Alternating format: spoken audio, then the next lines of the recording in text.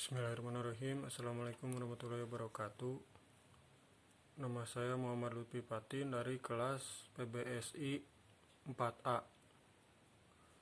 Di sini saya akan menjelaskan jenis-jenis makna dalam semantik. Yang pertama adalah makna leksikal. Makna leksikal adalah makna sebenarnya, sesuai dengan hasil observasi indera kita. Makna apa adanya dan makna yang ada dalam kamus. Leksikal adalah bentuk yang diturunkan dari bentuk nominal leksikon, vokabuler, kosakata, perbendaharaan kata. Dikatakan makna leksikal adalah makna yang sesuai dengan hasil observasi alat indera atau makna yang sungguh-sungguh nyata dalam kehidupan kita. Contohnya, kata kepala dalam kalimat kepalanya hancur kena pecahan granat adalah makna leksikal. Tetapi dalam kalimat Hafiz diangkat menjadi kepala cabang koperasi adalah bukan makna leksikal. Maksud makna dalam kamus adalah makna dasar atau makna yang konkret. Misalnya, leksem kuda memiliki makna sejenis binatang. Yang kedua yaitu makna gramatikal. Makna gramatikal adalah makna yang terjadi setelah proses gramatikal, seperti afikasi, reduplikasi, kompositumisasi.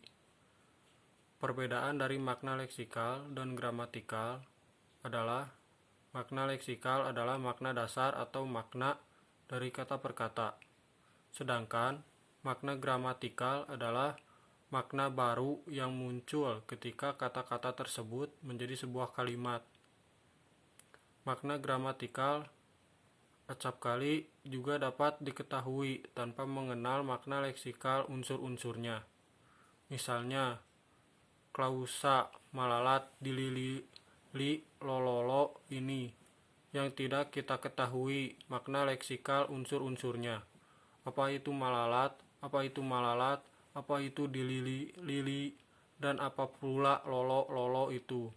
Namun, kita tahu bahwa konstruksi klausa itu memberi makna gramatikal. Malalat mengandung makna tujuan, pasien, lili mengandung makna pasif, dan lolo mengandung makna pelaku perbuatan. Contohnya adalah kata kuda bermakna leksikal binatang, sedangkan makna gramatikalnya bisa menjadi alat transportasi atau sejenis. Contoh, saya berangkat ke pasar dengan kuda. Contoh yang lain, kata iwak atau ikan.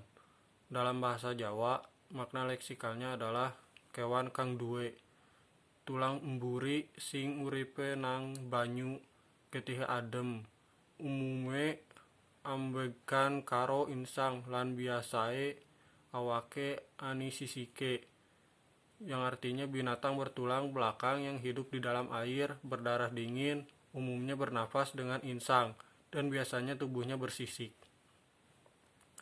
Makna ini tampak jelas dalam kalimat nelayan, jadi jala iwak ing segara, yang artinya nelayan menjala ikan di laut.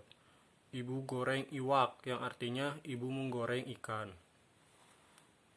Nah, yang ketiga yaitu makna kontekstual. Makna kontekstual adalah makna sebuah laksem atau kata yang berada di dalam suatu konteks. Misalnya, makna konteks kata kepala pada kalimat-kalimat berikut. A. Rambut di kepala nenek belum ada yang putih. B. Sebagai kepala sekolah, dia harus menegur murid itu. C. Nomor teleponnya ada pada kepala surat itu. Yang keempat, makna referensial. Makna referensial adalah sebuah kata yang memiliki referensinya atau acuannya, sehingga sebuah kata dapat disebut bermakna referensial kalau ada referensinya atau acuannya. Kata-kata seperti kuda, merah, dan gambar adalah termasuk kata-kata yang bermakna referensial karena ada acuannya dalam dunia nyata. Yang kelima yaitu makna non-referensial. Makna non-referensial adalah kata yang tidak mempunyai acuan dalam dunia nyata. Contohnya kata dan atau dan karena. Kata-kata tersebut mempunyai acuan dalam dunia nyata. Yang keenam yaitu makna denotatif. Makna denotatif adalah makna asli, makna asal, atau makna sebenarnya yang dimiliki oleh sebuah kata. Umpamanya kata kurus, yang artinya bermakna denotatif, yang makna artinya keadaan tubuh seseorang yang lebih kecil dari ukuran yang normal. Kata bunga bermakna denotatif, yaitu bunga yang seperti kita lihat di taman. Selanjutnya yaitu yang ketujuh, makna konotatif. Makna konotatif adalah makna yang lain yang ditambahkan pada makna denotatif tadi, yang berhubungan dengan nilai rasa dari seseorang atau kelompok orang yang menggunakan kata tersebut. Umpamanya, kata kurus pada contoh di atas berkonotasi netral. Tetapi kata ramping, yaitu sebenarnya bersinonim dengan kata kurus, itu memiliki konotasi positif yang yaitu nilai yang mengenakan orang akan senang kalau dikatakan ramping. Sebaliknya, kata krempeng yang sebenarnya juga bersinonim dengan kata kurus dan ramping mempunyai konotasi negatif. Nilai rasa yang tidak enak, orang akan tidak enak kalau dikatakan tubuhnya krempeng. Yang selanjutnya yaitu yang kedelapan, yaitu makna konseptual. Makna konseptual adalah makna yang dimiliki oleh sebuah lексem terlepas dari konteks atau asosiasi apapun. Kata kuda memiliki kata konseptual, sejenis binatang berkaki empat yang biasa dikendarai. Dan kata rumah memiliki makna konseptual, bangunan tempat tinggal manusia. Yang kesembilan, yaitu makna asosiatif. Makna asosiasi adalah makna yang berkenaan dengan adanya hubungan kata itu dengan sesuatu yang berada di luar bahasa. Misalnya, kata melati berasosiasi dengan sesuatu yang suci atau kesucian. Kata merah berasosiasi berani. Kata buaya berasosiasi dengan jahat atau kejahatan. Makna asosiasi ini sebenarnya sama dengan lambang atau perlambangan yang digunakan oleh suatu masyarakat pengguna bahasa untuk menyatakan konsep lain yang mempunyai kemiripan dengan sifat keadaan atau ciri yang ada konsep asal tersebut. Contohnya yaitu seperti merpati atau abang atau merah. Merpati berasosiasi dengan sesuatu yang melambangkan ketulusan. Merah berasosiasi dengan sesuatu yang berani atau tidak takut.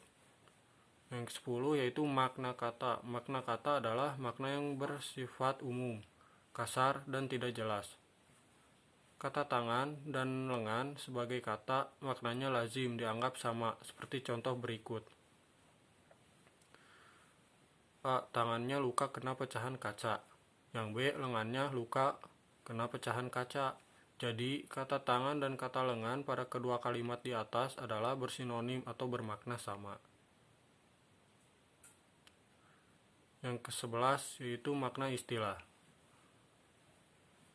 Makna istilah adalah makna yang pasti, jelas, tidak meragukan, meskipun tanpa konteks kalimat, dan perlu diingat bahwa makna istilah hanya dipakai pada bidang keilmuan atau kegiatan tertentu saja.